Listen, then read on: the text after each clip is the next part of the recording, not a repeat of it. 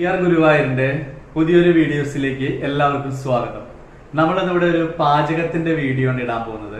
അപ്പൊ ഇതിന്റെ മുന്നേ നിരഞ്ജൻ ഒരു പാചകത്തിന്റെ വീഡിയോ ഇട്ടിരുന്നു. ചീരക്കറിയുടെ ഒരു വീഡിയോ ആണ് ഇട്ടിരുന്നത്. അതിൽ ചീര ഉപ്പേരി, ചീരയുടെ കറി, അങ്ങനെ ഐറ്റംസ് ആണ് ചെയ്തിരുന്നത്. അപ്പൊ നമ്മൾ ഇന്ന് ചെയ്യാൻ പോണ വീഡിയോ എന്ന് പറഞ്ഞാല് മക്രോണി എന്ന് പറയും.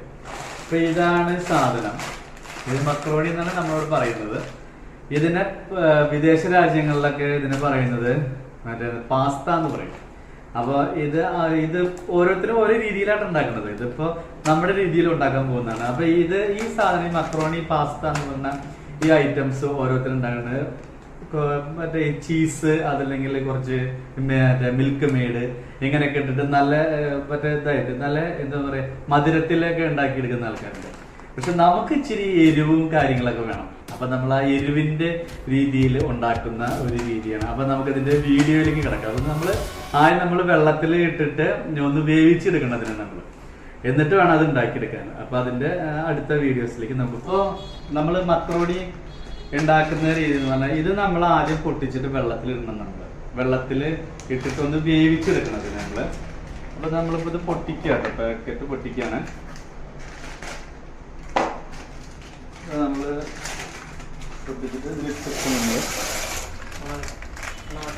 ഇതാണ് ഈ ഐറ്റം എന്ന് പറയുന്ന സാധനം, നമ്മുടെ മക്രോണി എന്ന് പറയുന്ന സാധനം. അപ്പൊ ഇത് നമ്മള് ഒന്ന് നന്നായിട്ട് ഒന്ന് വെന്തിട്ട് ഇതിലത്തെ വെള്ളം ഊറ്റിക്കളയണം നമ്മള്. അപ്പൊ നമ്മളിതൊന്ന് നന്നായിട്ട് വേവിച്ചെടുക്കണം. എന്തായാലും ഒരു 10-15 മിനിറ്റ് പിടിക്കും ഇതൊന്ന് വെന്ത് കിട്ടണമെങ്കിൽ കേട്ടോ. കുറച്ച് ഉപ്പിട്ട് കൊടുക്കണം. നമ്മൾ കൊള്ളി, കപ്പ അങ്ങനെയുള്ള സാധനങ്ങളൊക്കെ നമ്മൾ പുഴുങ്ങുമ്പോൾ ഉപ്പിട്ടുമല്ലോ. അപ്പൊ അതുപോലെ നമ്മൾ കുറച്ച് ഉപ്പിട്ടിട്ടുണ്ട്. അപ്പൊ നമ്മളൊരു 1-2 സ്പൂൺ ഉപ്പിട്ടിട്ടുണ്ട്. കാരണം അതിലൊന്ന് വെന്ത് വരുമ്പോൾ അതിൽ പിടിക്കണം. ആ വെള്ളം നമ്മൾ ഊറ്റിക്കളയും കേട്ടോ. നമ്മൾ ഉണ്ടാക്കുന്ന മക്രോണി എന്ന് പറഞ്ഞാൽ കുറച്ച് എരിവ് കാര്യങ്ങളൊക്കെ നമ്മൾ ഉണ്ടാക്കുന്നത്. നമുക്ക് ചീസ്, അതുപോലെ തന്നെ മറ്റേ മധുരമുള്ള മറ്റേ മിൽക്ക് മെയ്ഡ് ഇങ്ങനത്തെ ഒന്നല്ല കേട്ടോ. അപ്പൊ നമുക്ക് കുറച്ച് എരിവും കാര്യങ്ങളൊക്കെ വേണം അതിന് വേണ്ടിയിട്ടുണ്ട്. അപ്പൊ അതിന് നമ്മൾ ഉണ്ടാക്കാൻ വേണ്ടി എടുത്തിരിക്കുന്നത് നമ്മള് 2 തക്കാളി എടുത്തിട്ടുണ്ട്, 2 സവോള എടുത്തിട്ടുണ്ട്.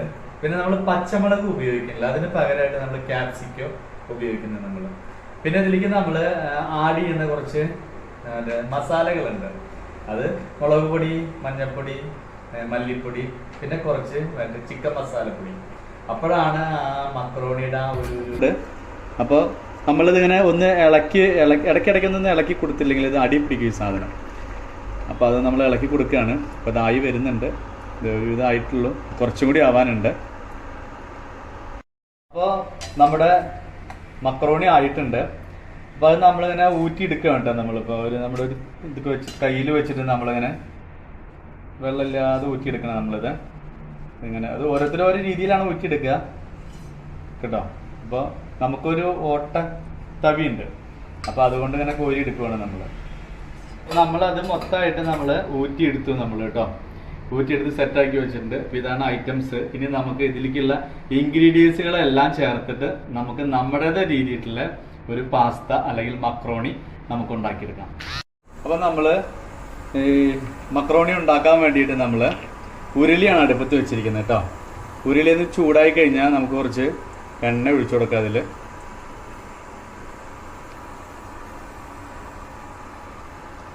എണ്ണ ഒഴിച്ചിട്ടുണ്ട്.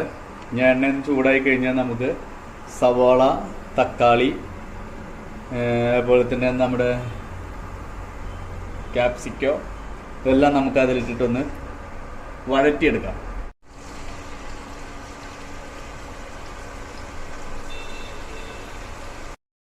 എണ്ണ ഒഴിച്ചിട്ട് നമ്മൾ തക്കാളി, സവോള, അതുപോലെ നമ്മുടെ ക്യാപ്സിക്കോ അതെല്ലാം കൂടി നമ്മളിതിൽ ഇട്ടിട്ടുണ്ട്. നന്നായിട്ട് ഇളക്കുവാണ് നമ്മളത്, അടി പിടിക്കാത്ത രീതിയിൽ. അപ്പോൾ നന്നായിട്ട് തക്കാളിയൊക്കെ നന്നായിട്ടൊന്ന് ഉടഞ്ഞ് ചേരണതിൽ ഉടഞ്ഞ് ചേർന്നിട്ട് കഴിഞ്ഞാൽ പിന്നെ അതിന് ശേഷം നമുക്ക് ബാക്കിയുള്ള ഇൻഗ്രീഡിയൻസ് ഒക്കെ ഇതിൽ ചേർക്കാം കേട്ടോ. അപ്പോൾ നമ്മൾ ഇതിലേക്ക് കുറച്ച് ഉപ്പ് ഇട്ട് കൊടുക്കുകയാണ്. ആവശ്യമായിട്ടുള്ളൊരു ഉപ്പ് നമ്മൾ ഇതിലൊന്ന് പിടിക്കുക. ഈ കഷ്ണങ്ങളിലേക്ക് ഉപ്പ് പിടിക്കാൻ വേണ്ടിയിട്ട് മാത്രം നമ്മൾ കുറച്ച് ഉപ്പിട്ട് കൊടുക്കുന്നുണ്ട്. ഇനി നമ്മളിതിലേക്ക് കുറച്ച് മഞ്ഞൾപ്പൊടി ഇടുന്നുണ്ട്. അതുപോലെ നമ്മൾ കുറച്ച് മുളക് പൊടി ഇടുന്നുണ്ട്. അതുപോലെ നമ്മൾ കുറച്ച് മല്ലിപ്പൊടി ഇടുന്നുണ്ട്. പിന്നെ നമ്മുടെ ചിക്കൻ മസാലപ്പൊടി നമ്മളിപ്പോൾ കുറച്ച് ഇടുന്നുണ്ട്. അപ്പോൾ ഈ ഇത്രയും മസാലകളിൽ ചെല്ലുമ്പോഴാണ് ഇതിനൊരു രുചി വരുന്നത്. നമ്മൾ ആദ്യം പറഞ്ഞല്ലോ നമുക്ക് കുറച്ച് എരിവൊക്കെ വേണം എന്ന് നമ്മൾ പറഞ്ഞുകൊണ്ടാണ് നമ്മൾ ഇങ്ങനെയുള്ള ഇൻഗ്രീഡിയൻസ് ഒക്കെ നമ്മളിതിൽ ആഡ് ചെയ്യുന്നത്. ഇനിയിപ്പോൾ നമ്മൾ ഈ മസാലയുടെ ഒരു കുത്തൽ പോകാൻ വേണ്ടിയിട്ടും അതുപോലെ മറ്റേ മുളക് പൊടി മല്ലിപ്പൊടി ഇതിൻ്റെയൊക്കെ ഒരു കുത്തലുണ്ടാവും, അത് പോകാൻ വേണ്ടിയിട്ടാണ് നമ്മളൊന്ന് ചൂടാക്കി എടുക്കുകയാണ് നമ്മൾ.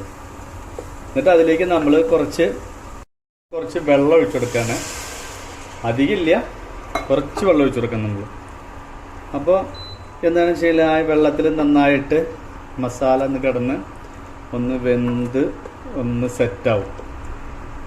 അപ്പോൾ നമുക്കിതിൽ എന്ത് ചെയ്യുന്നുണ്ട്, നമുക്ക് ഇനി വേണമെങ്കിൽ ഉപ്പുണ്ടോ എന്ന് നമുക്ക് നോക്കാം. അപ്പോൾ നമ്മൾ ഉപ്പുണ്ടെങ്കിൽ ഉപ്പില്ലെങ്കിൽ നമുക്ക് കുറച്ചുകൂടി ഉപ്പിടാം. ഉപ്പിൻ്റെ കുറച്ച് കുറവുണ്ട്, ഞാൻ കുറച്ച് ഉപ്പിട്ടു ഇതിൽ. ഇപ്പം തന്നെ നല്ലൊരു ടേസ്റ്റ് ഉണ്ട് കേട്ടോ ഇതിന്. ഇപ്പം തന്നെ ഞാനൊന്ന് ഉപ്പ്.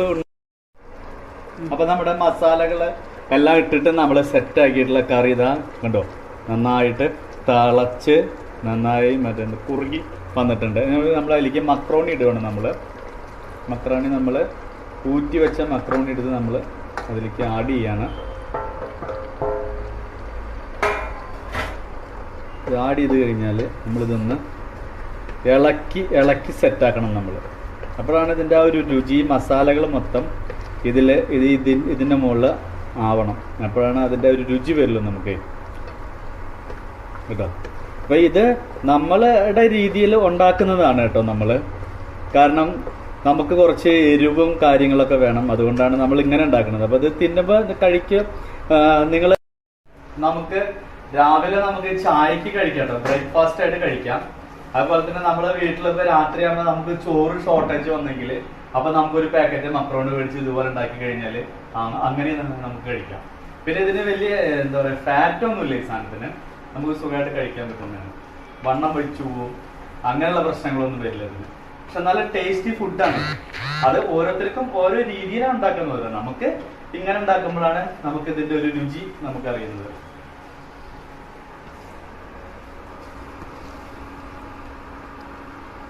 അപ്പോൾ നമ്മുടെ പാസ്ത അഥവാ മക്രോണി എന്ന് പറയും നമ്മളൊക്കെ, അതായി കഴിഞ്ഞു. അപ്പോൾ അത് നമ്മളിനി ഒന്ന് ചൂടാറാൻ വേണ്ടിയിട്ട് ഒന്ന് വറ്റിയെടുക്കുക, അതിന് വെള്ളം ഒന്ന് ഒതുങ്ങാൻ വേണ്ടിയിട്ട് നമ്മളൊന്ന് ഒരു 10 മിനിറ്റ് നമ്മൾ അടച്ചു വയ്ക്കുകയാണ്.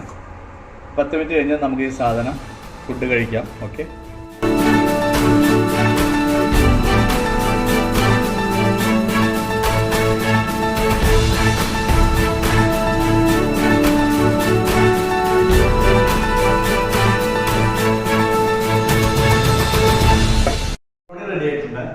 അപ്പൊ അത് നമ്മള് ആദ്യം ഉണ്ടാക്കിയിട്ട് നമ്മുടെ നിരഞ്ജനാണ് കൊടുക്കുന്നത്. നമ്മുടെ മറ്റേ എന്താ പറയുക ചീരക്കറിയുടെ റെസിപ്പി ഒക്കെ പറഞ്ഞുണ്ടാക്കിയ ആളാണ്. അപ്പൊ അദ്ദേഹം അത് കഴിച്ചിട്ട് എങ്ങനെ ഉണ്ടെന്ന് അഭിപ്രായം പറയുന്നത്. കഴിച്ചു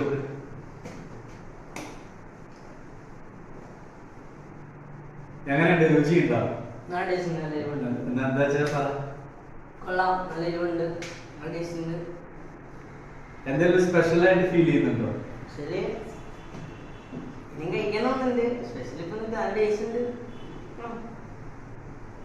രുചിയുണ്ട്. ഞാനൊരു പ്രശ്നം ചോദിച്ചോട്ടെ. നല്ല ടേസ്റ്റ് ഉള്ള ഒരു ഐറ്റം ആണ് കേട്ടോ. അപ്പൊ ഇത് നമ്മളൊരു വട്ടം ഉണ്ടാക്കി കഴിച്ചു നോക്കി കഴിഞ്ഞാൽ നമുക്ക് വീണ്ടും നമുക്ക് കഴിക്കാനുള്ള ഒരു ഇത് വരും. അത്രയും രുചിയാണ് നമ്മൾ ഉണ്ടാക്കി വരുമ്പോൾ. അത് നമ്മള് ഇത്തിരി അധികം ഇൻഗ്രീഡിയൻസ് വേണ്ട തന്നെ. മഞ്ഞപ്പൊടി, മുളകുപൊടി, മല്ലിപ്പൊടി, കുറച്ച് ചിക്കൻ മസാലപ്പൊടി, ഇതൊന്നും പുഴുങ്ങിയെടുക്കുക. ഇത്രയും സാധനം അത് ഉണ്ടാക്കിയെടുക്കുള്ളൂ. അപ്പൊ കഴിഞ്ഞൊരു വീഡിയോ ചെയ്തിരുന്നു നിരഞ്ജൻ. അത് നമ്മുടെ ഇതിന്റെ ചീരക്കറിയുടെ ആയിരുന്നു. അപ്പൊ അതിനെ നിരഞ്ജന്റെ സ്കൂളത്തെ ഒരു ടീച്ചർ പറഞ്ഞു, അത് നമ്മൾ ചീരക്കറി ഉണ്ടാക്കുമ്പോൾ നമ്മൾ ഒരിക്കലും കുക്കറിലിട്ട് ഉണ്ടാക്കരുതെന്ന് വിളിച്ചു പറഞ്ഞു. കാരണം അതിന്റെ എസൻസ് പോവും, അതിന്റെ വിറ്റാമിൻസ് നമുക്ക് വീട്ടിൽ അത് എയറായിട്ട് പോകും. എപ്പോഴും നമ്മൾ ചീരക്കറികൾ ഇലക്കറികൾ ഉണ്ടാക്കുമ്പോൾ അടച്ചു വെച്ചിട്ടുണ്ടാക്കുന്ന കമന്റ് ബോക്സിൽ വന്നായിരുന്നു. അപ്പൊ അതിനെ കുറിച്ച് ഒരു കാര്യം നിങ്ങൾ ഷെയർ ചെയ്യാൻ വേണ്ടിയിട്ട് പറഞ്ഞതാണ് കേട്ടോ. അപ്പൊ എല്ലാവരും ഈ പാസ്ത എന്ന് പറഞ്ഞ മക്രോണി മേടിച്ചുണ്ടാക്കി നോക്കുക. രുചികളും അഭിപ്രായങ്ങളും നിങ്ങൾ കമന്റ് ബോക്സിൽ എഴുതി വിടുക. ഓക്കെ, അപ്പൊ ഇനി അടുത്തൊരു വീഡിയോയുമായി നമുക്ക് വീണ്ടും കാണാം. അതുവരേക്കും നന്ദി, നമസ്കാരം.